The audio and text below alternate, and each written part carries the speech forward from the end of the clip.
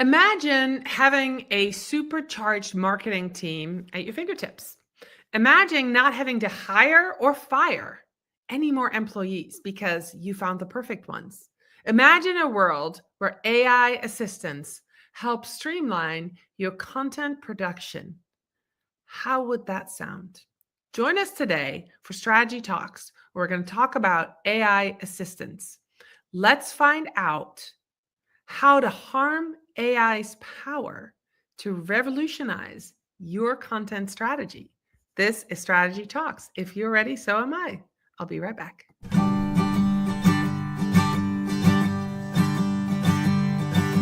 Let's strategize together.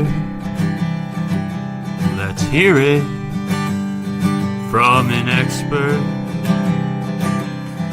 Join the conversation, it's informative and free.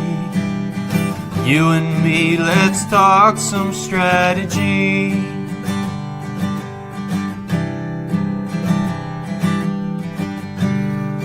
Now here's your host, Morin-van.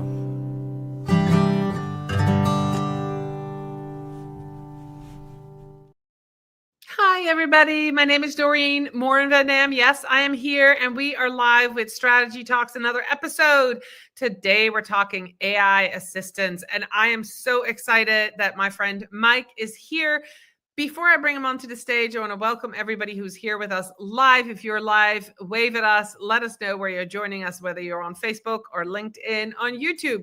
And I want to wish a special welcome to those of you who listen to Strategy Talks as a podcast. We appreciate you very, very much. So I'm going to bring onto the stage with me Mike Allton. How are you today? I am fantastic. Thank you, friend, for having me. It's great to see you and be here with you. I'm excited for this conversation. I know. So AI assistants, before we dive into what they can do, Mike, do you have a definition for us what they are? Oh, I would say an AI assistant is a customized and personalized version of the AI. So it's not just starting up a chat in ChatGPT or Gemini. You've taken some time to think about what you want this assistant to do, just like somebody you would hire. And you've trained that assistant in that role. That means you have to have defined that role. And I know this is probably a meandering definition. It's not concise, but I want to make sure everybody understands, you've taken the time to think about what you want the AI to do, and you've trained it to do it so that it can do it more than once. I think that's also a key part that we want to factor into this definition. Again, it's not just a chat that you're going back to over and over again. I really don't think of that as an AI assistant. It might be able to do some of the same things, but I think taking the time to train it in a way that is repeatable, I can go back tomorrow, next week, next month to that assistant, start a new chat, and get it to help me do the things I want it to do. That's an AI assistant to me. All right. So now that we know what that is, how do you see and what's already happening in the world of marketing, but also business, where people are deploying these AI assistants? What are the changes that are you either seeing or that are coming? And of course, we want to know, why would somebody want to use an AI assistant over hiring somebody to do the task? Yeah, that's why I love this question, because we should talk about the why before we get into the how and that sort of thing, which, to those of you listening and watching, we will get into the how. I'll absolutely share how to create some AI assistants and what you might do with them. But the why is important. The why isn't to replace employees. The why is to make sure that the employees that we have, whether you're a solopreneur or a 10,000 person enterprise, let's make sure the people that we have, including ourselves, are as productive as possible, are as focused as possible on the things that matter the most. Now, if you step back for a second and think about the things that you or your employees do every single day, you got a 40, maybe 50, 60-hour work week ahead of you, and you're spending time replying to emails, you're spending time filling in reports, you're spending time answering questions. A lot of the stuff that we do is repetitive, and a lot of the stuff that we do is not actually driving real business results. I mean, if you do a quarterly retrospective, if you're using like the EOS framework and you've got big rocks or OKRs and you're identifying the most important things, replying to emails isn't on that list. It's just not. That's something we all have to do, but it's not amongst our most important business tasks. So those kinds of repetitive things, those are the areas where we can bring in artificial intelligence to automate some of the things, augment some of the things, maybe even replace some of the things. You know, I do a bunch of podcasts at Agorapulse, and I'm sure we'll probably talk about this in more depth, but I have an AI assistant that helps me prepare for every one of my episodes. Something that used to take me 2 hours now takes just 15 minutes thanks to AI. And it's actually elevated the quality, frankly, of the work that I'm doing, but it frees me up to do the things that matter the most to me in my role at Agorapulse, which is to actually talk to people. AI can't really do that. I have to say yet. Who knows what'll happen in 2 years? What if you clone yourself, right? Clone yourself, Mike. I know, right? Maybe AI will be able to do that. But for now, we want to make sure that ourselves and the people that are in our business can think strategically long-term, can focus on human connections and relationship building, can spend more time with our most important clients and customers. That's what we want to free ourselves up to do. So that's the why behind having AI assistants. I love that. So, you know, for those of you listening, the way I look at it, very similar to Mike, is that, you know, there's certain tasks that you need certain parts of your brain for, right? Like all the reports, the analytics, you know, if you were to get into the weeds of some of that stuff, it takes a lot of time, right? Or you hire somebody, but what if those reports come to you automatically? And then not only that, your AI system feeds you that data. That leaves a lot more room, like Mike said, for creativity, for talking to humans and overseeing and overthinking that strategy that you have. So I love that. You and I are very much aligned with that. And we're definitely going to get into how to create something like that. Can you walk us through an example where an AI assistant improved your marketing? Now, you just kind of said, you kind of used the example of your podcast, but could you give us like, what would take you 2 hours and how does it now take 50? I'm curious. I know I have my own assistants and I agree with you. The outcome is actually better this season 4.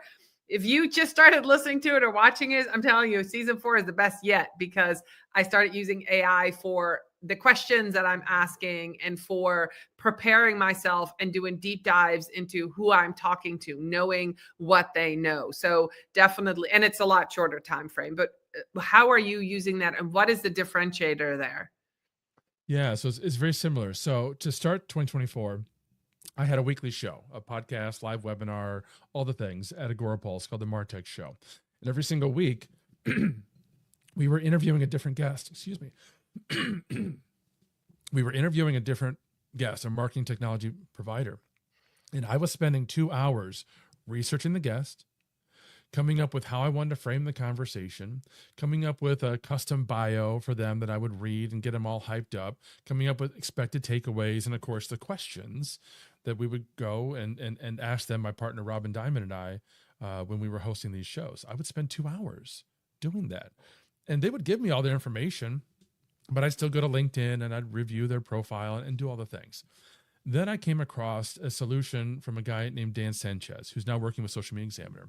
And Dan had created a custom GPT called a Showrunner. And as soon as I learned about it, I was like, oh, this is brilliant. I figured out how it worked. I figured out how I needed to customize it to actually fit my run of show and my process for podcasting, and then also my voice and my style. This is all stuff that you want to bake into your AI assistants. And it basically now steps me through the process. It asks me, what's the name of the guest? And I give it. And it says, okay, cool. What is their LinkedIn profile? And I pop that into the chat. And then it says, okay, what do you want to talk about with this guest? And typically I have a Google form that collects that information. So I ask them up front, what do you want to talk about on the show? And I pop that into the chat and it says, fantastic. Based on their LinkedIn and their background and what they want to talk to, here's 5 possible topics for the show. And I pick one. I go back and forth if I don't like the choices, but generally they're pretty good. So I pick one of those and it says, cool, based on that topic, here's 10 title ideas for the show. And I pick one. Or I can go back and forth if I want to. And it says, fantastic. Here is 10 questions for the show, which are always phenomenal. My guests compliment me on the questions. And here are 3 expected takeaways. Here's how we're going to frame the show, a little intro. And then here's a hyped up bio for the guest that I read. And the cool thing is, Doreen, I start every show then reading this introduction and the hyped up bio. And then I say, hey, Doreen, welcome to the show. And half of the guests will stop at that point and say, Mike, I need to bring you everywhere I go when I'm talking on stages, or just to have you introduce me because that was fantastic. And I tell them, hey, I appreciate that. Claude wrote that. You're the one who did all the work, but Claude wrote that intro. And that's all because I took the time to train it up front, what my process was, what I wanted to get out of it at the end. And so then, like I said, it's now just like 10 minutes of me going back and forth and having the AI create this content. And then I copy and paste it into a Google Doc that I then share with the guests. So that reduced that time from 2 hours on average that I was spending with the Martech show down to 15 minutes. So that saved me time. But then it also allowed me to tackle bigger projects. Right. So instead of just doing the weekly Martech show, I now have 4 new podcasts, each one targeting a different ICP at Agorapulse. I could not have done that a year ago with that other process, because 2 hours per show, plus finding guests, plus actually recording, plus processing the show, no way could I have done that before. That's amazing. I love that example. And I want to get that GPT. I have my own assistant, but I think I might need to make a couple of different changes to it. But I basically have a similar process. One of the questions that I enter in that process is, what are some questions that if they've been on shows before, what are some questions that they've been asked before or what are some questions that nobody has asked them? So kind of put that into to really give them a personalization on my show, right? So I'm trying to get something out of you, Mike, that you might not have shared anywhere else. That's my goal. And I love that similar assistant that we have that gets that information to you so fast. So who is using AI assistants right now? We're in marketing. We're in the forefront. We know everybody's listening knows what AI is, artificial intelligence, right? We know that, and a lot of people believe that AI is a tool. Like, I'm using Agorapulse to schedule my social media posts, right? Agorapulse is a tool to me, but AI is more than a tool. Who has discovered that? Outside of marketing, who's using AI assistants right now? Who is at the forefront? There's nuance to that. So you're right. Marketing is a very tech-heavy and tech-savvy industry. So marketers tend to be at the fore today of technology adoption. We're used to change. As much as we complain about social networks changing every single day, AI come along and said, hey, hold my beer. I'm going to change every hour. And we're used to that. So we're comfortable with that. We're comfortable learning new things. Other industries, other departments within businesses, they're definitely lagging behind marketing from as far as I can tell, but they are slowly catching up. Now, obviously, this is going to be different. Not every sales team, not every HR team is using AI, but they all can, right? BDRs, AEs in the sales team, they can all have AI assistants that are helping them research prospects, drafting personalized communication and follow-up, helping them prepare for those pitch and client meetings and those prospect meetings, so that they go into the meeting understanding what your actual pain points are and what you're actually doing today in your business from whatever it is that I'm selling. And then they also can use systems that they can access real time during the call. Like, let's suppose, for instance, this was a sales meeting and you asked me, okay, Mike, you've got a cool solution, but I don't know, is there anybody else in my industry actually using this tool? And if I'm a savvy AE, I've got my AI assistant up and I'm typing in there, or maybe even having it listen, because some of the systems and tools can actually do this real time today. But I'm saying, hey, I need all of our case studies from the healthcare industry pronto. And the AI systems today can give you that. They can feed you that information within seconds. Yeah, absolutely, Mike. Here are 3 success stories of hospitality or healthcare or whatever industry you're talking about. If you've created that content, that's the key. The content's got to be there. But if you've created that content, it can be served up quite quickly. Customer success teams are using AI systems today. They're using AI assistants to help them kind of handle a lot of that routine stuff that I talked about before. I remember, in a previous life, I was customer support in a global IT company, a company called Dana Corporation, and I was in the ERP platform or department. So I was supporting major ERP systems like Bond and Oracle and SAP and Lawson, because we had 80,000 employees around the world, and they were all using different systems. But they all needed password resets like every other day. Every other day. Of course I do. And they all needed other kinds of questions answered over and over and over again. And if I'd had AI back then, I could have automated so much of the work I was doing because it was repetitive. And then, of course, for the stuff that's not repetitive, wow, suddenly I have an AI assistant that I can turn to and ask those kinds of questions. In my role at Agorapulse, I'm the chief storyteller. And I've been in that role for less than a year now. I've been interviewing folks for a long time, but the role of chief storyteller we kind of invented and created last year for me, mostly because we needed somebody who would take charge of our story, who would take charge of our customer stories, of our brand story, our employee stories. We didn't have anybody who was responsible for that. And we didn't have anybody who had said, this is how we tell stories. And while I've been familiar with storytelling, I'm familiar with the hero's journey, Joseph Conrad, and so on, I certainly have not read every storytelling framework that exists, because for people who don't know, there are a lot. There's all kinds. There's Tamsin Webster's, A Red Thread. I've read that book.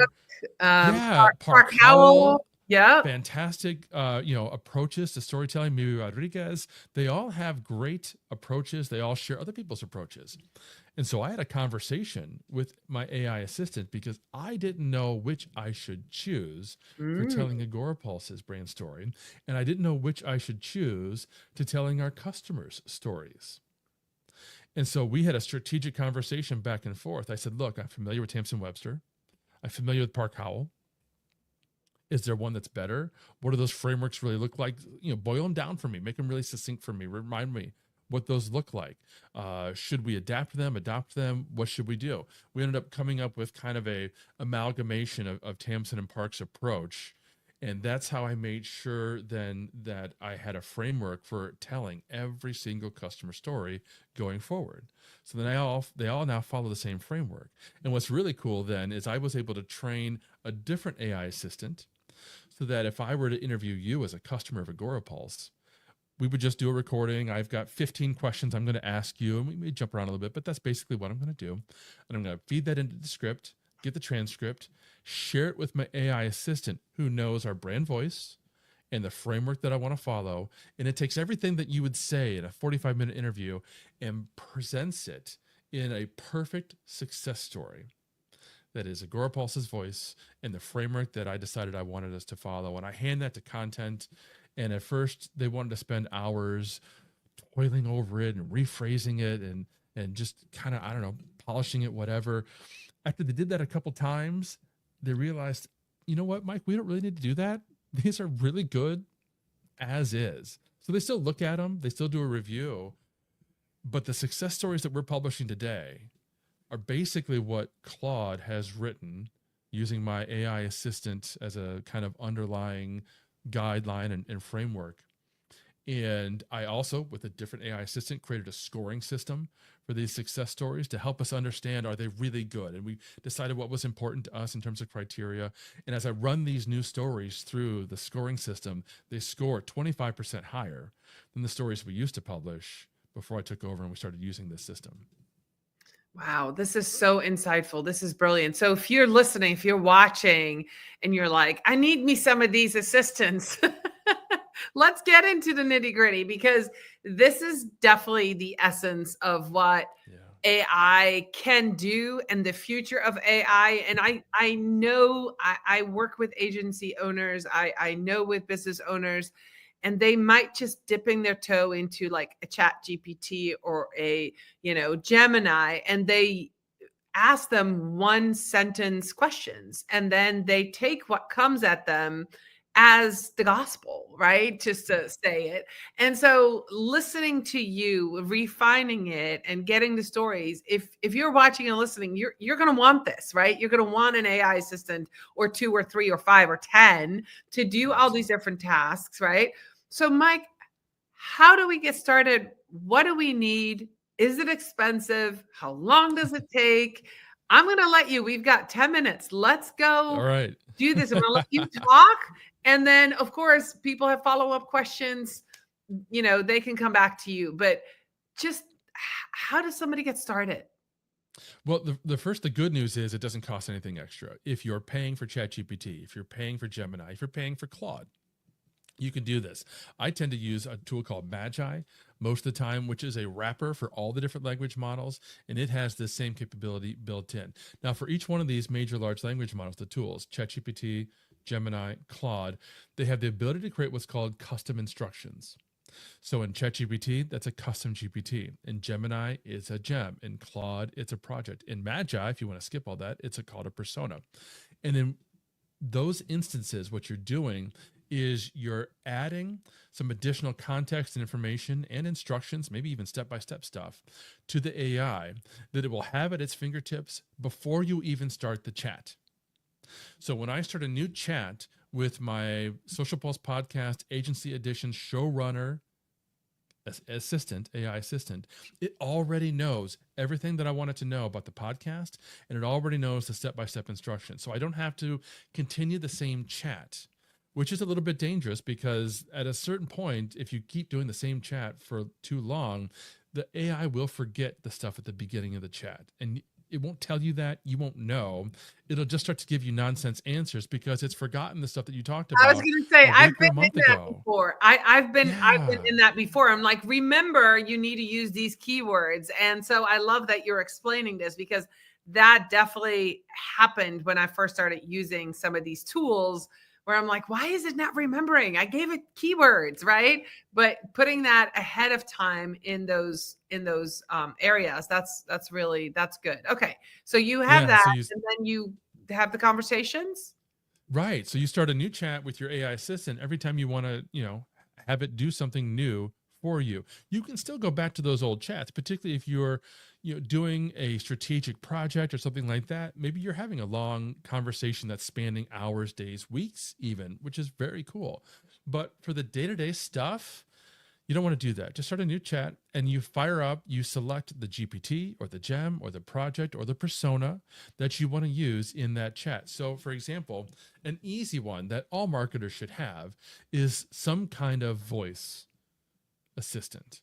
When you just want to create a piece of content and it's not something you normally work on, maybe you don't normally do emails, but tomorrow you decided, you know what, it's been 3 months since I emailed my list. I probably should send them an email. And you want to work with an AI assistant that knows your brand voice or your personal voice, whatever that is. So hopefully you've already got that documented somewhere and you would just copy and paste that into the custom instructions. When we're creating content, this is what we want the content to sound like. We're witty, we are thoughtful, we're conversational, we're not stuck up, we're very, personal with just a little bit of professional. So it's casual. We don't use words like delve or in the vast landscape, kind of a scene hook. You can tell it all that in advance. And then remember that. I mean, for people who've been using ChatGPT for a while and they've been struggling to get it to sound like them. And it was just a 4-paragraph email, but they spent 4 hours going back and forth and fighting with ChatGPT because it still sounded robotic. It was still inserting emojis after every single sentence. When you set up a custom instruction, you can tell it, don't use emojis. Don't use delve, Right. like ever, right? Don't start the whole thing with in the vast marketing landscape because for some reason AI loves to use these what we call scene setting hooks and they're just trite. Don't use them. So that's what you can do. And you can start with something as simple as a voice custom instruction, or I love using an audience custom instruction. So if you've got some personas or at least one persona identified, you know who your target audience is, set that up as a custom instruction. Now I'll say, if you've never done any of these things, the best part about AI is that you could ask it to help you create these things. If you haven't defined your brand voice and style, fire up a new conversation, say, hey, ChatGPT, hey, Gemini, I don't have a voice guide. How can we create a voice guide together? Ask me questions and let's build a voice guide. And AI is remarkably good at asking you questions. If you tell it to do that, it's one of the little tricks that people need to learn when they're communicating with AI. If you just ask it to do something for you, it's trained to be as helpful as it can, and it's just going to do it. Even if it doesn't know how to do it, if it doesn't know how to do a good job, it's going to try, and it's going to come out as rubbish. But if you say, this is what I want to accomplish, ask me questions so that we can get there together. And it will give you an honest to God questionnaire. It will give you 10, 15 questions, and it might be so thought provoking that you might have to go away and come back, but it will do that for you, right? If it's a voice guide, it's going to ask you for samples of your writing, and you're going to have to think through, okay, gosh, what have I written that I really liked, that I felt like really sounded like me? Now, I was fortunate. I've written 1,000 blog posts, like literally. It wasn't hard for me to go find samples of my favorite pieces and arm it with that information. And so we created a voice guide together that was witty and yet casual and professional and, sage-like. That's kind of the way that I do things. I take complex technical topics and I change them into ways that people can understand them easily. And I talk the same way that I write, so it's fairly easy for me. That's what I would start and create a couple of things like those. Now, with each of the major LLMs, the technical details of how to do it will vary just a little bit. They're all pretty much the same. It's like if you're in Gemini, in the left-hand corner, the bottom left-hand corner, there's a little icon that says Gem Manager. You click on that, and they'll have some pre-built gems that you can create, or you create your own. You're going to give it a title. You're going to give it a description if you want to, and then you're going to type in or paste in the custom instructions. And again, remember, if you're doing this for the first time, you can have AI help you, and you can say to Gemini, I want a gem to help me craft weekly email newsletters, ask me questions to help me do this. And at the end of the process, it can actually output for you the entire set of custom instructions that you'll just copy and paste into the gem. With ChatGPT, it's a very simple process. You need to go to the web store or the online version. Don't use the app for this. But go to chatgpt.com, and in the upper right-hand corner, you'll see GPT Store, I think is what it still says. The words may vary, as they progress, but you're going to look for the GPT Store, and that's where you can create your own custom GPTs. With Magi, again, that wrapper that I use, and I love Magi because I can use any LLM I want paired with any assistant that I want. So I have an AI chief of staff. My AI chief of staff knows everything about me personally and everything about me professionally that I wanted it to know. It understands my side hustles, the social media hat and the AI hat. It knows I've got a podcast. It knows my goal for the year. It knows my challenges and restrictions. It knows all my platforms and channels that I can participate in. So I can fire up a new chat with my AI chief of staff at any time of day about anything I want. It comes into the conversation already knowing who I am and what I'm talking about. I don't have to feed it a lot of context and background information. And I can even share with you guys how you can build your own AI chief of staff or AI work buddy if you want. But when you do that, I love how in Magi, I can start a conversation with maybe my AI chief of staff. And if it's strategic, like, hey, I want to do a marketing campaign next month, I might have that conversation with Gemini, because I kind of like how Gemini thinks strategically.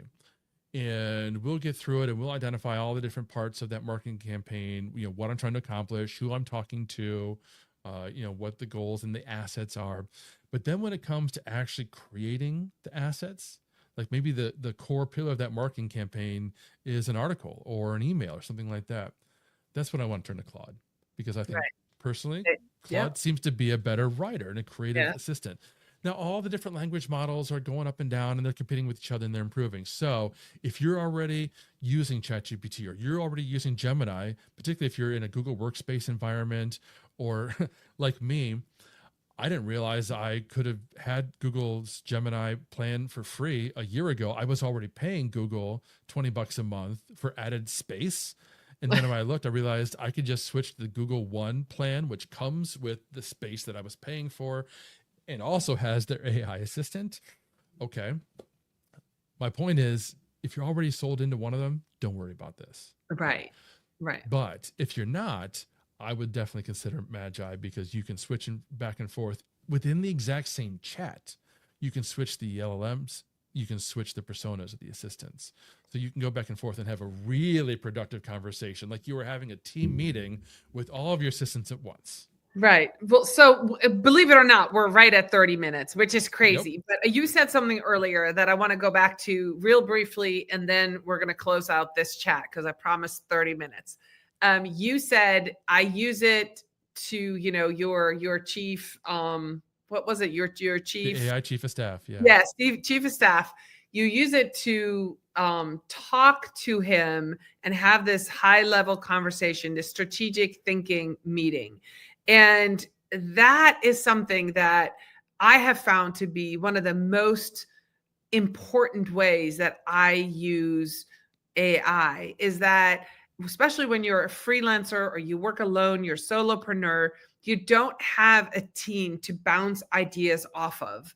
AI can become that second person in the room. And you say, I have this idea.